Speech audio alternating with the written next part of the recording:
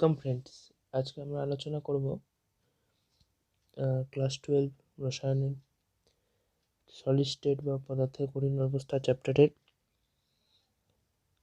গুরুত্বপূর্ণ topic defect or imperfection in a crystal বা কেলাসের ত্রুটি বা অপূর্ণতা, এই বিষয়ে এখন আমরা আলোচনা করব।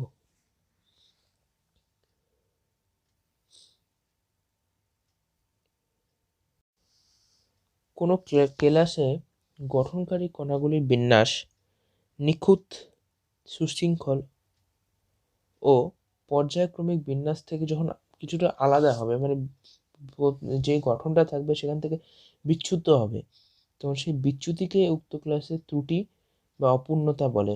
মানে যে সুশৃঙ্খল গঠন ছিল সেখান থেকে সুশৃঙ্খল বিন্যাসটা বিচ্যুত হলো, সেই বিচ্যুতিকে বা ডিফেক্টকে আমরা বলবো ক্লাসের ত্রুটি বা অপূর্ণতা। ঠিক আছে, ডিফেক্ট বা ইমপারফেক্টনেস। তা ক্লাসের মধ্যে মূলত 3 ধরনের ত্রুটি সৃষ্টি হয়। এগুলি হলো বিন্দু গঠিত ত্রুটি, পয়েন্ট ডিফেক্টস, রেখা গঠিত ত্রুটি বা লাইন ডিফেক্টস, তল গঠিত ত্রুটি বা প্লেন ডিফেক্টস। এগুলির মধ্যে শুধুমাত্র বিন্দু গঠিত ত্রুটি বর্তমান পাঠ্যসূচির অন্তর্ভুক্ত, মানে এটি আমাদের পড়তে হবে ভালো করে। তো দেখা যাক বিন্দু গঠিত ত্রুটি কি।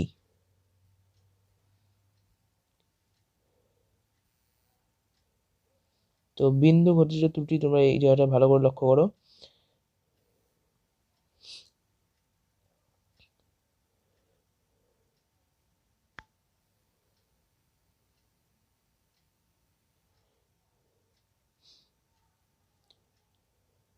বিন্দু গঠিত ত্রুটি ক্লাসের গঠনকারী কণা যদি তার নির্দিষ্ট জালক বিন্দু থেকে, ল্যাটিস বিন্দু বা জালক বিন্দু আমরা আগেই জানি, সেই জালক বিন্দু থেকে নির্দিষ্ট হয় বা নির্দিষ্ট জালক বিন্দু পরিত্যাগ করে জালক মধ্যস্থ কোনো অন্তঃস্থানিক স্থানে বা ইন্টারস্টিশিয়াল স্থানে অবস্থান করে, তবে যে ত্রুটি সৃষ্টি হয় তাকে বিন্দু ঘটিত ত্রুটি বলে। বিন্দু ঘটিত ত্রুটি কি তাহলে? কোনো কেলাস জালকের ক্লাসে গঠনকারী কণাগুলি যদি তার নির্দিষ্ট জালক বিন্দু থেকে নিরুদ্দিষ্ট হয়, মানে জায়গা চেঞ্জ করে, ওখান থেকে অন্য জায়গায় চলে যায়, বা নির্দিষ্ট জালক বিন্দু পরিত্যাগ করে জালক মধ্যস্থ অন্তঃস্থানিক বা ইন্টারস্টিশিয়াল স্থানে, পরে আমরা এর ব্যাপারে আরও জানবো পরে এখনই। তো জালক বিন্দুতে বা অন্তঃস্থানিক স্থানে অবস্থান করবে, তবে যে ত্রুটি বা ডিফেক্টের সৃষ্টি হয় তাকেই বলবো আমরা বিন্দু ঘটিত ত্রুটি বা পয়েন্ট ডিফেক্ট। এই বিন্দু ঘটিত ত্রুটি তিন প্রকার, যেগুলি হলো 1 নাম্বার স্টচিওমেট্রিক ত্রুটি, স্টচিওমেট্রিক ডিফেক্ট বা নন স্টচিওমেট্রিক ডিফেক্ট, এবং অশুদ্ধিজনিত ডিফেক্ট বা ইম্পিউরিটি ডিফেক্ট। এরপর দেখা যাক স্টচিওমেট্রিক ত্রুটি। তো বোঝা গেল যে বিন্দু ঘটিত ত্রুটি ব্যাপারটা। তো এর মধ্যে ভাগ আছে, যেমন স্টচিওমেট্রিক আছে, তারপরে নন স্টচিওমেট্রিক আছে, এবং সবার লাস্টে ইম্পিউরিটি বা অশুদ্ধিজনিত। তো স্টচিওমেট্রি ত্রুটিটা কি? ক্লাসে যে বিন্দু ঘটিত ত্রুটির ফলে উক্ত ক্লাসের স্টচিওমেট্রি বা রাসায়নিক সংখ্যানুপাতে কোনো পরিবর্তন ঘটে না। মানে বিন্দু ঘটিত ত্রুটির ফলে উক্ত ক্লাসের যে রাসায়নিক সংখ্যানুপাত আছে তার কোনো পরিবর্তন ঘটবে না, তাকে স্টচিওমেট্রিক ত্রুটি বলে। এই ত্রুটিকে সহজাত ত্রুটি বা ইন্ট্রিনসিক ডিফেক্টসও বলা হয়।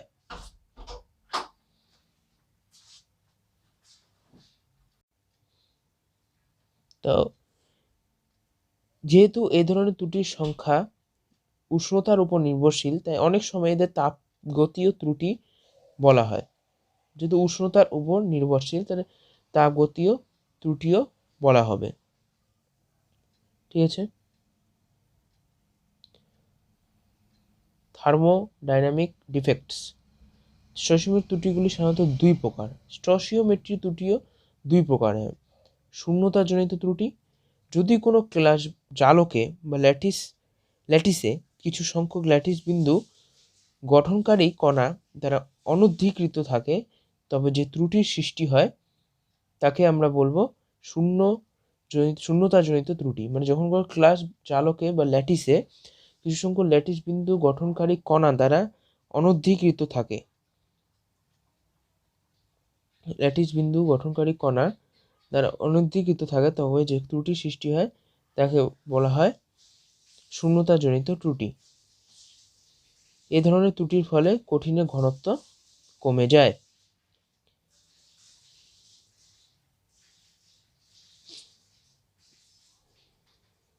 তো শূন্যতাজনিত ত্রুটি কি, ব্যাপারটা বুঝি। তো কেলাসের গঠন যদি থাকে কোনো ল্যাটিস বা এই যে এরকম যদি গঠন থাকে, গঠনকারী কণাগুলি এরকম থাকে, যদি এরকমভাবে বিন্যস্ত,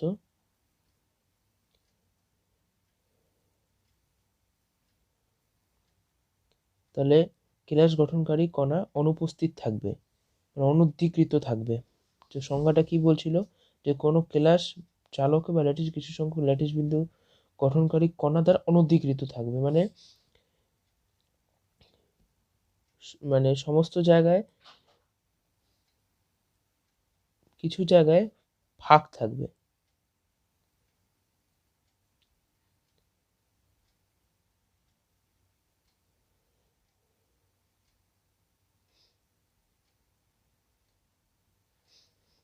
তাহলে যে এই সব জায়গায় যে ত্রুটির সৃষ্টি হবে, মানে কেলাসের গঠনকারী কণাগুলি এখানে অনুপস্থিত থাকবে, এই কেলাসের গঠনে, এই ক্ষেত্রে এরকম গঠনের যে ত্রুটি সৃষ্টি হয় তাকে বলবো আমরা শূন্যতাজনিত ত্রুটি। শূন্যতা জায়গা হচ্ছে না, জনিত ত্রুটি। ঠিক আছে, এরপর বুঝি আমরা অন্তঃস্থানিক ত্রুটি বা ইন্টারস্টিশিয়াল ডিফেক্টস। তো ইন্টারস্টিশিয়াল ডিফেক্টস মানে কি, যদি কোনো ক্লাস চালকে বা ল্যাটিসের অন্তঃস্থানিক বা ইন্টারস্টিশিয়াল স্থানগুলি কিছু সংখ্যক গঠনকারী কণা দ্বারা অধিকৃত থাকবে, তবে যে ত্রুটি সৃষ্টি হবে তাকে অন্তঃস্থানিক বা ইন্টারস্টিশিয়াল ত্রুটি বলে। কোনো ক্লাসে ল্যাটিস বিন্দুগুলির মধ্যেকার ফাঁকা স্থানকে অন্তঃস্থানিক বা ইন্টারস্টিশিয়াল স্থান বলে। অন্তঃস্থানিক ত্রুটির ফলে কঠিনের ঘনত্ব বৃদ্ধি পায়, সেটা পরে প্রপার্টিস ব্যাপারে আমরা পরে যাব। তো বুঝি ব্যাপারটা, যে ইন্টারস্টিশিয়াল স্থান কাকে বলে। তো এটা যদি কেলাসের বা ল্যাটিসের গঠন যদি হয়, তো সেই ক্ষেত্রে এই মাঝখানের যে অংশটুকু, এই যে দুটি ক্লাসের মাঝখানে এই অংশটাকে বলা হয় ইন্টারস্টিশিয়াল স্থান বা অন্তঃস্থানিক স্থান। অন্তঃস্থানিক স্থান, ঠিক আছে। তো এখানে যখন কেলাস গঠনকারী কণা প্রবেশ করবে, কেলাস গঠনকারী কণা এখানে এখানে নিজের জায়গা থেকে এখানে প্রবেশ করবে, তখন ত্রুটির সৃষ্টি হবে। তখন যে ত্রুটির সৃষ্টি হবে তখন আমরা তাকে বলবো অন্তঃস্থানিক ত্রুটি। এর ফলে ক্লাসের ঘনত্ব বৃদ্ধি পাবে, কারণ অবশ্যই এখানে ক্লাস গঠনকারী কণাগুলি যেহেতু ইন্টারস্টিশিয়াল স্থানে অবস্থান করছে, অবশ্যই এই কণাগুলি তাহলে ঘন সন্নিবিষ্টভাবে থাকবে, এর ফলে ঘনত্ব অবশ্যই বৃদ্ধি পাবে।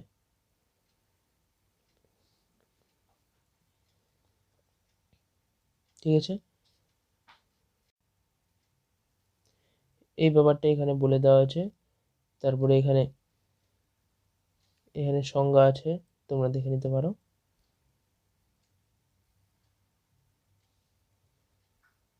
ঠিক আছে, এরপরে আসা যাক স্কটকি ত্রুটি। স্কটকি ত্রুটি এটি মূলত শূন্যতাজনিত ত্রুটি, যা প্রধানত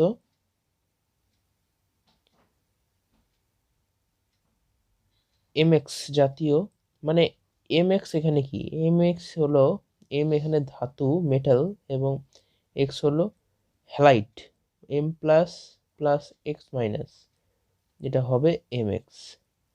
এটা তো জানোই তড়িৎযোজ্যতা। এখানে আর বললাম না এই বিক্রিয়াটার ব্যাপারে কিছু। তো এখানে বলছে NaCl যেমন Na প্লাস Cl মাইনাস। তো তারপরে কেলাসেকার আয়নীয় যৌগে লক্ষ্য করা যায়। যদি আয়নীয় যৌগের এখানে বলছে যদি কোনো আয়নীয় যৌগের কেলাস জালকে ক্যাটায়ন বিন্দুতে একটি শূন্যতার সৃষ্টি হয়, তবে কেলাসের তড়িৎ প্রশম্যতা রক্ষার জন্য অ্যানায়ন বিন্দুতে একটি শূন্যতার সৃষ্টি হবে। কেলাসের মধ্যে সৃষ্ট এ ধরনের জোড়া শূন্যতাকে স্কটকি ত্রুটি বলে। এই জাতীয় ত্রুটির ফলে কেলাসের তড়িৎ প্রশমতা, রাসায়নিক সংখ্যানুপাত, স্টয়চিওমেট্রি উভয়ই বজায় থাকে। তো এখানে বলছে যে কেলাস জালকে আয়নীয় যৌগের কেলাস জালকে ক্যাটায়ন বিন্দুতে যদি হঠাৎ করে কোনো একটা শূন্যতার সৃষ্টি হয়, তবে কেলাসের তড়িৎ প্রশমতা রক্ষার জন্য অ্যানায়ন বিন্দুতে একটি শূন্যতার সৃষ্টি হয়। তার ফলে মানে প্রশম থাকবে, সমান থাকবে। কেলাসের মধ্যে সৃষ্ট এ ধরনের জোড়া শূন্যতাকে স্কটকি ত্রুটি বলে। এই জাতীয় ত্রুটির ফলে কেলাসের তড়িৎ প্রশমতা, রাসায়নিক সংখ্যানুপাত, জিওমেট্রি উভয়ই বজায় থাকে। এই সংজ্ঞাতে একই বলছে, ক্লাসে যৌগের কেলাস জালক থেকে সমসংখ্যক অ্যানায়ন ক্যাটায়ন নির্দিষ্ট হওয়ার ফলে ক্লাসের যে ত্রুটি হয়, মানে একটি এখানে শূন্যতা সৃষ্টি হলে ক্যাটায়নের অ্যানায়নের ক্ষেত্রে শূন্যতা সৃষ্টি হলে ক্যাটায়নের ক্ষেত্রে শূন্যতা সৃষ্টি হবে, ফলে প্রশমতা বজায় থাকবে। তো স্কটকি ত্রুটি প্রদর্শনকারী কয়েকটি আয়নীয় যৌগ, এটা ইম্পর্টেন্ট।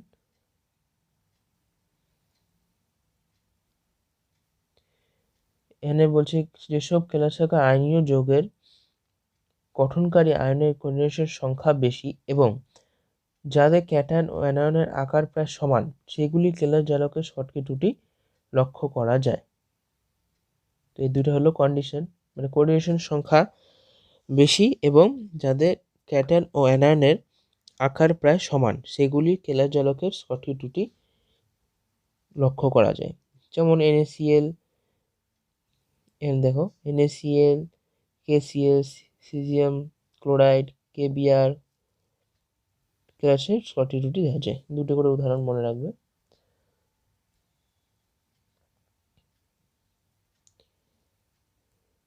এরপরে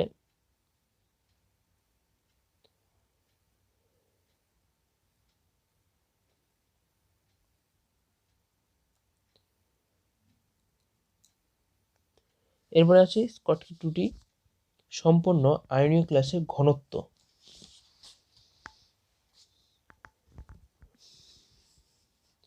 তাহলে সেই ক্ষেত্রে ঘনত্বটা আমরা ভালো মতো বুঝি। ত্রুটিযুক্ত আয়নীয় ক্লাসে আয়নের সংখ্যা নিখুঁত ক্লাস অপেক্ষা কম হয়, এই জন্য স্কটকি ত্রুটির উপস্থিতি ক্লাসের ঘনত্ব হ্রাস পায়। তো মনে করা যাক যে এখানে ক্লাসের গঠন এরকম, গঠনকারী কণাগুলি এরকম ভাবে অবস্থিত।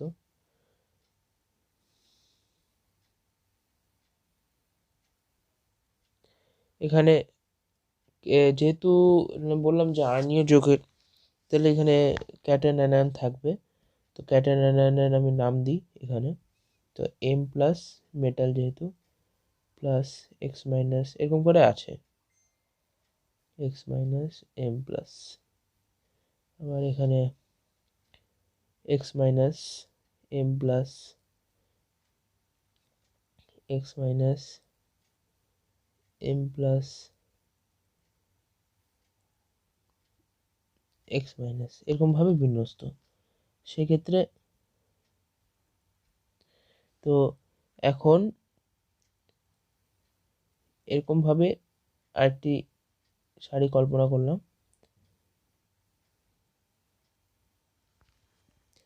তো হঠাৎ করে যদি ক্যাটায়ন নির্দিষ্ট হওয়ায় এখানে শূন্যতা সৃষ্টি হলো, এরকম কোনো ক্লাসে গঠনের ক্ষেত্রে এখানে শূন্যতার সৃষ্টি হয়ে গেল।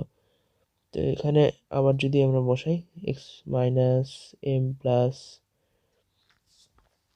এক্স মাইনাস এখানে M প্লাস, তারপরে এখানে এম প্লাস, এখানে শূন্যতা সৃষ্টি হবে, এই কারণে এটা বলছি এখনই। তো এখানে M plus X minus M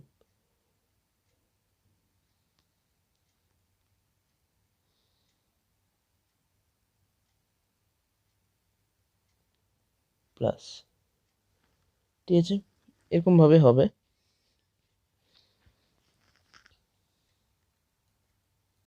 তো এরকম ক্ষেত্রে হঠাৎ করে যদি ক্যাটা নির্দিষ্ট হয়, ফলে শূন্যতা সৃষ্টি হয়, মানে এখানে যদি এটা তো এম প্লাস হবে, তো এখানে যদি শূন্যতার সৃষ্টি হয়, তো সেই শূন্যতা পূরণের জন্য নির্দিষ্ট হওয়ার ফলে শূন্যতা সৃষ্টি হবে অ্যানায়নের জন্য। এক্ষেত্রে এক্স মাইনাসের অনুপস্থিতি, এক্ষেত্রে এম প্লাসের অনুপস্থিতি, সরি এখানে এক্স মাইনাস, এখানে এক মিনিট, এখানে দেখো এরকম বিন্যাসের ক্ষেত্রে যদি এখানে অ্যানয়ন বা ক্যাটায়ন, ফলে শূন্যতা সৃষ্টি হবে, নির্দিষ্ট হওয়ায় শূন্যতা সৃষ্টি হবে। ক্যাটায়ন নির্দিষ্ট হওয়ার ফলে সৃষ্ট শূন্যতা হলো এখানে, চারদিকে অ্যানায়ন আছে এক্স মাইনাস, তাই এখানে হবে ক্যাটায়নের জন্য, তার ফলে এখানে অ্যানায়ন নির্দিষ্ট হয়, এখানে শূন্যতা সৃষ্টি হবে। এখানে এক জায়গায় হবে অ্যানায়ন, এক জায়গায় হবে ক্যাটায়ন, ঠিক আছে। ক্যাটায়নের জনিত মানে ক্যাটায়নের নির্দিষ্ট হয় সৃষ্ট শূন্যতা, অ্যানায়ন নির্দিষ্ট হয় সৃষ্ট শূন্যতা, ঠিক আছে। আশা করি তোমরা বুঝছো এখানে।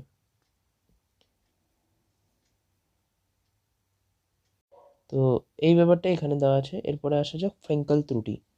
ফ্রেঙ্কেল ত্রুটিও কিছুই না, আয়নীয় ক্লাসে একটি আয়ন তার নিজস্ব স্থান পরিত্যাগ করে ক্লাসের ল্যাটিস জালক বা মধ্য জালক বিন্দুগুলির মধ্যবর্তী ফাঁকা স্থানে বা ইন্টারস্টিশিয়াল স্থানে অবস্থান করে। এর ফলে আয়নীয় ক্লাসে যে ত্রুটির সৃষ্টি হয় তাকে ফ্রেঙ্কেল ত্রুটি বলবো আমরা।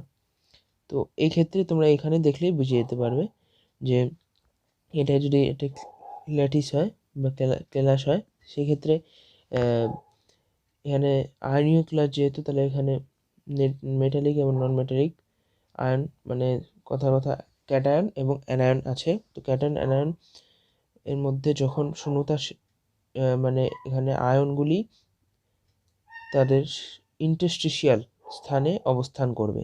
ক্যাটায়নগুলি এখানে যেমন এম প্লাস ক্যাটায়ন ইন্টারস্টিশিয়াল স্থানে অবস্থান করেছে, এবং এক্ষেত্রেও এখানে ক্যাটায়ন ইন্টারস্টিশিয়াল স্থানে অবস্থান করেছে।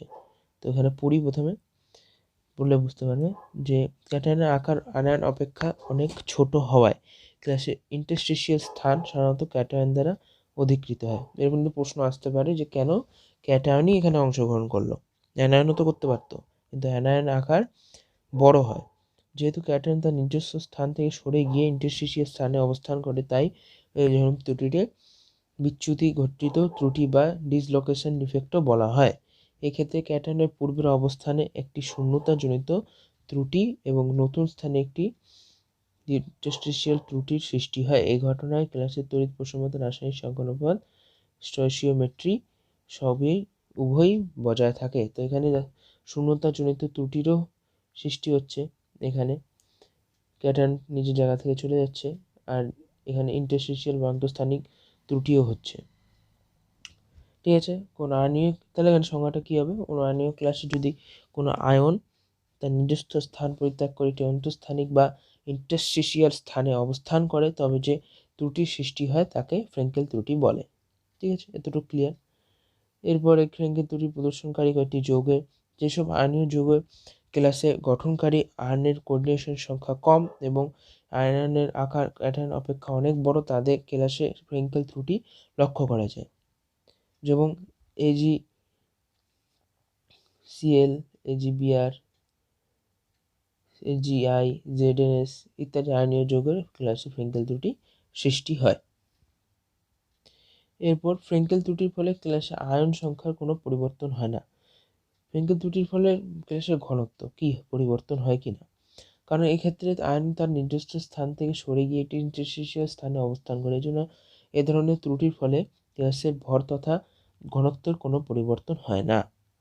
এক্ষেত্রে পার্থক্যটা তোমরা নিজে পড়ে নিতে পারবে বাড়িতে, একই জিনিস লেখা আছে। এখানে কিন্তু দুটো পয়েন্ট মনে রাখতে হবে যে ক্ষার ধাতুর বিশুদ্ধ হ্যালাইড যৌগগুলি ফ্রেঙ্কেল ত্রুটি প্রদর্শন করে না, কারণ ক্ষার ধাতুগুলির ক্যাটায়নের আকার অপেক্ষা বড় হওয়ায় উক্ত ক্যাটায়নগুলি ইন্টারস্টিশিয়াল স্থানে অবস্থান করতে পারে না ক্ষার ধাতুর ক্ষেত্রে। আর AGBR ফ্রেঙ্কেল স্কটকে উভয় ত্রুটি প্রদর্শন করে। এটাই কিন্তু পরীক্ষা দেয়, প্রচুরবার এসেছে পরীক্ষায়। এরপর আসি স্টয়চিওমেট্রি শেষ, এবার আসলাম নন স্টয়চিওমেট্রিক ত্রুটি। কোনো আয়নীয় যৌগের ক্লাসে যে বিন্দু ঘটিত ত্রুটির ফলে ক্লাসে স্টয়চিওমেট্রির পরিবর্তন ঘটে, অর্থাৎ ক্লাসে গঠনকারী ক্যাটায়ন বা অ্যানায়ন সংখ্যার অনুপাত যৌগটির রাসায়নিক সংকেত দ্বারা নির্দেশিত অনুপাত অপেক্ষা ভিন্নতর হয়, তাকে নন স্টিওমেট্রিক ত্রুটি বলে। নন স্টয়চিওমেট্রিক ত্রুটি এ ধরনের ত্রুটির ফলে ক্লাসে গঠনকারী ক্যাটায়ন অন্যান্য সংখ্যার পরিবর্তন ঘটলেও ক্লাসের তড়িৎ প্রশমতা বজায় থাকে। নন স্টয়চিওমেট্রিক ত্রুটি সম্পন্ন আয়নীয় যৌগগুলিকে অনেক সময় বার্থোলাইট যৌগ বলা হয়। এই ধরনের কয়েকটি যৌগ হলো, এটা তো উদাহরণ, এটা পড়ে নেবে। তো মেন জিনিসটা হলো আয়নীয় যৌগের ক্লাসের যে বিন্দু গঠিত ত্রুটির ফলে ক্লাসে স্টিওচিওমেট্রিক ত্রুটির পরিবর্তন ঘটে, অর্থাৎ ক্লাসে গঠনকারী আয়নান সংখ্যার অনুপাত যৌগটির রাসায়নিক সংকেত দ্বারা নির্দেশিত অনুপাত অপেক্ষা ভিন্নতর হয়, তাকে নন স্টিওচিওমেট্রিক ত্রুটি বলবো আমরা। তো এটা বিস্তারিত জানা যাক। তো নন স্টিওচিওমেট্রিক ত্রুটিটা কি আমরা এখন ভালো করে জানবো। তো বলছে আয়নীয় যৌগের ক্লাসে ধাতব আয়নের আধিক্য বা ঘাটতির জন্য নন স্টিওচিওমেট্রিক ত্রুটি সৃষ্টি হয়। এর জন্য নন স্টিওচিওমেট্রিক ত্রুটি দুই প্রকার হয়, যত ধাতব আধিক্যজনিত ত্রুটি, ধাতব ঘাটতিজনিত ত্রুটি। তো ধাতব আধিক্যজনিত ত্রুটি এই ব্যাপারটা দেখি।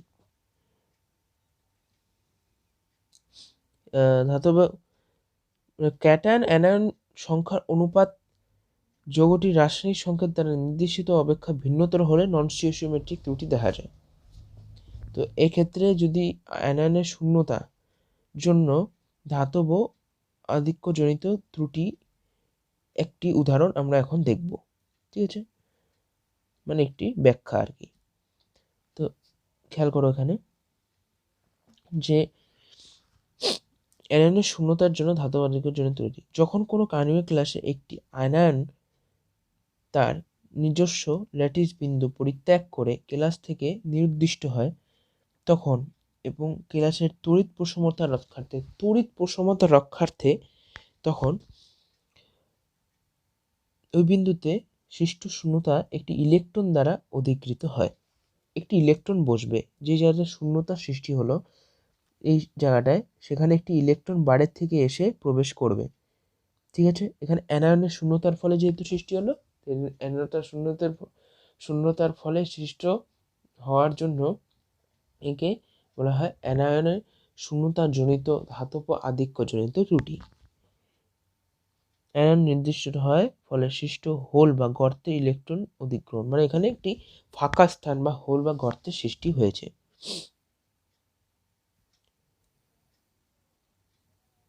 চিত্র থেকে দেখা যায় যে ক্লাস থেকে একটি এক্স মাইনাস এটাই বললাম আমি, এখানে যে লেখা আছে এরা পড়া দরকার নেই একটু। যেসব আয়নীয় ক্লাসে স্কটকি ত্রুটির সম্ভাবনা থাকে তাদের ক্ষেত্রে এরূপ ত্রুটি সৃষ্টি হয়।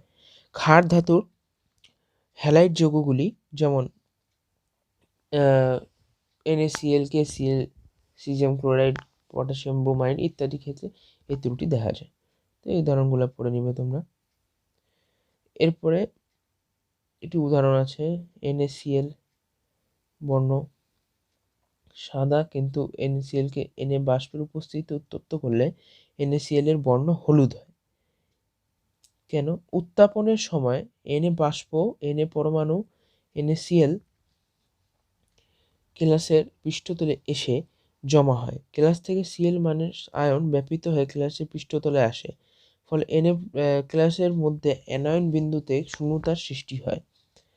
ক্লাসের পৃষ্ঠতলে Cl মাইনাস আয়নের সঙ্গে Na পরমাণু যুক্ত হয়ে নন স্টিওচিওমেট্রিক NaCl গঠন করে। এক্ষেত্রে Na পরমাণু ইলেকট্রন বর্জন করে Na+ আয়নে পরিণত হয় এবং বর্জিত ইলেকট্রন কেলাসের মধ্যে ব্যাপিত হয়ে অ্যানায়ন বিন্দুতে সৃষ্ট শূন্যতা অবস্থান করে। মানে এখানে এই নন স্টিচিওমেট্রিক ত্রুটির কথাই, মানে ধাতব আধিক্যজনিত যে ত্রুটির কথা বললাম ওটার উপরে বেস করেই বলছে। এরপরে আসি এফ সেন্টার। ধাতব আধিক্যজনিত ত্রুটি বিশিষ্ট আয়নীয় ক্লাসের অযুগ্ম ইলেকট্রন দ্বারা অধিকৃত অ্যানায়ন শূন্যতাকে এফ সেন্টার বা এফ কেন্দ্র বলে। এফ অক্ষরটি জার্মান শব্দ ফার্ব অর্থ কালার থেকে জাত। এফ কেন্দ্রগুলিকে বর্ণবিন্দু বলা হয়।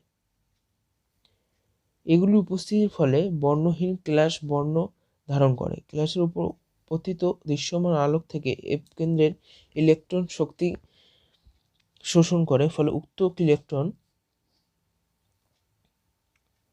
থেকে উদ্দীপ্ত শক্তি স্তরে উন্নীত হয়। ইলেকট্রনে এরূপ স্থানান্তর ঘটানোর জন্য দৃশ্যমান আলোকের যে অংশের শক্তি শোষিত হয় তার পরিপূরক বর্ণের আলোক রশ্মির বিকিরণ ঘটে, ফলে বর্ণহীন ক্লাস বর্ণপ্রাপ্ত হয়। তো সেক্ষেত্রে এখানে একটি উদাহরণ আছে, তোমরা এটা দেখে নিবে।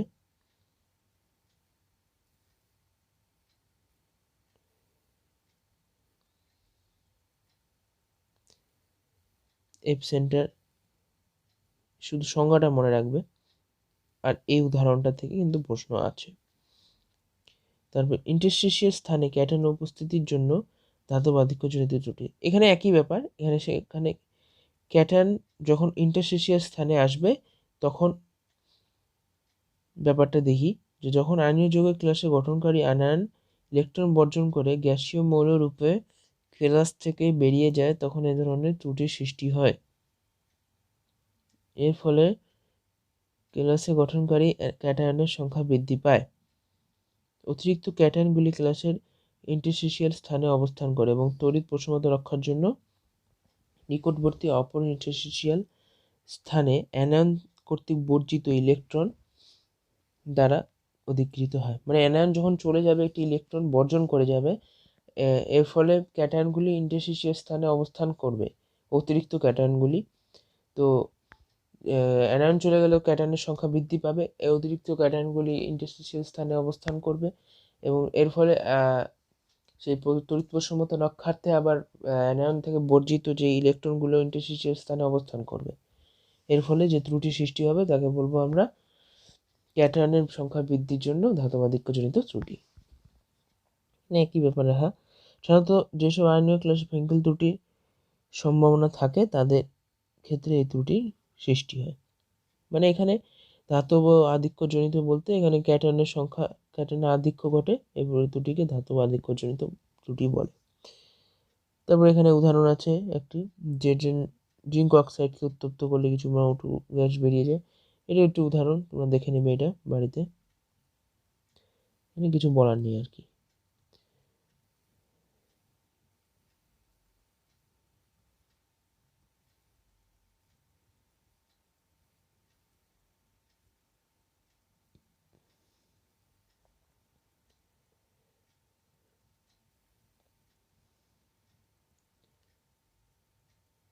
এখানে দুটি পয়েন্ট, যে ধাতব আধিক্যজনিত ত্রুটি বিশিষ্ট কেলাসাকার যৌগগুলি সাধারণত রঙিন হয়। এ ধরনের ত্রুটিযুক্ত পদার্থের কেলাসে মুক্ত ইলেকট্রন উপস্থিত থাকে, ফলে এই পদার্থগুলি সাধারণত এন টাইপ অর্ধপরিবাহী রূপে আচরণ করে। এটা আমরা পরে জানবো এন টাইপ অর্ধপরিবাহী কি, এটা এমনি সাধারণত পড়ে রাখা হলো। তারপর আজকে আমাদের লাস্ট টপিক, ধাতব ঘাটতিজনিত ত্রুটি বা মেটাল ডিফিসিয়েন্সি ডিফেক্ট। যখন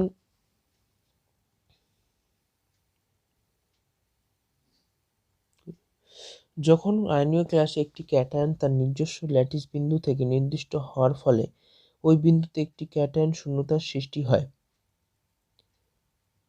তখন ওই বিন্দুতে একটি ক্যাটায়ন শূন্যতার সৃষ্টি হয়, তাই গ্যাসের তড়িৎ প্রশমতা রক্ষার জন্য নিকটবর্তী একটি ক্যাটায়ন অতিরিক্ত ধনাত্মক আধান বর্জনের মাধ্যমে উচ্চ জারণ স্তরে উপনীত হয়, তখন ধাতব ঘাটতিজনিত ত্রুটির সৃষ্টি হয়।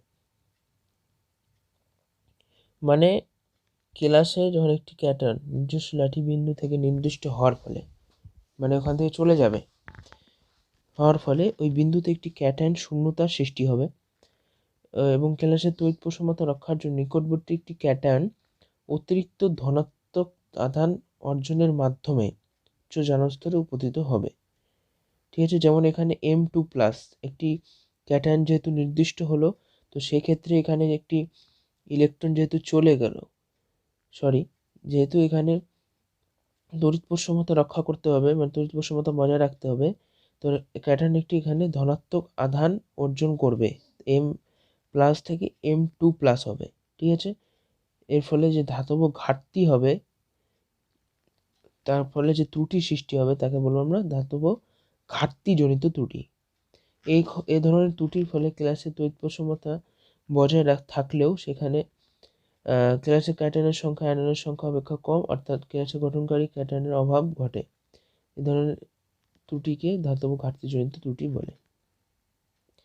যেসব ধাতুর একাধিক জারণস্তর সম্ভব তাদের আয়নীয় যৌগে সাধারণত এ ধরনের ত্রুটি সৃষ্টি হয়। তারপর উদাহরণ আছে, আর এই উদাহরণগুলো আমি যেগুলো বলছি এগুলো কিন্তু মুখস্থ করবে না, বুঝে মুখস্থ করবে।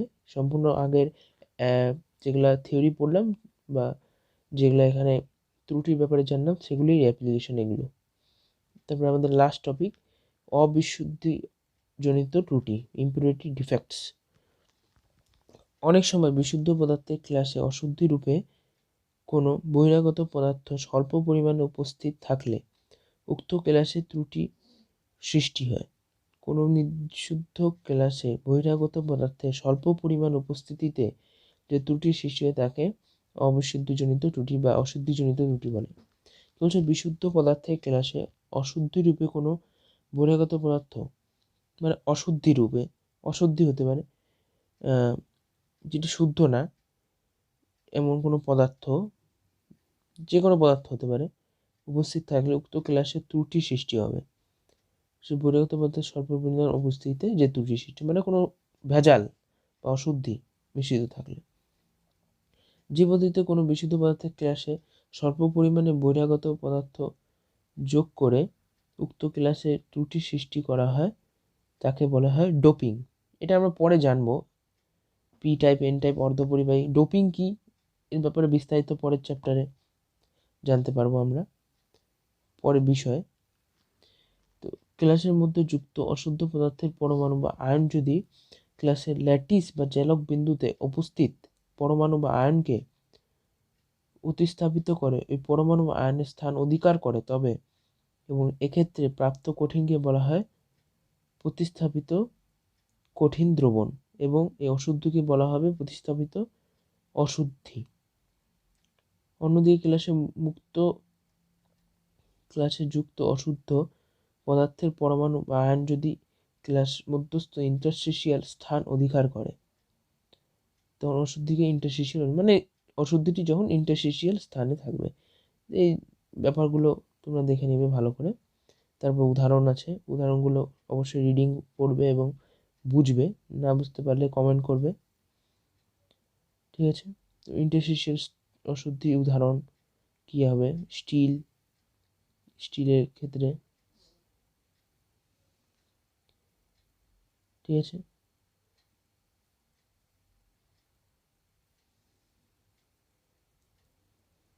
তো বন্ধুরা এই ভিডিওতে এতটুকুই। তো সামনের ভিডিওতে আমরা পরের টপিকটি নিয়ে আলোচনা করব।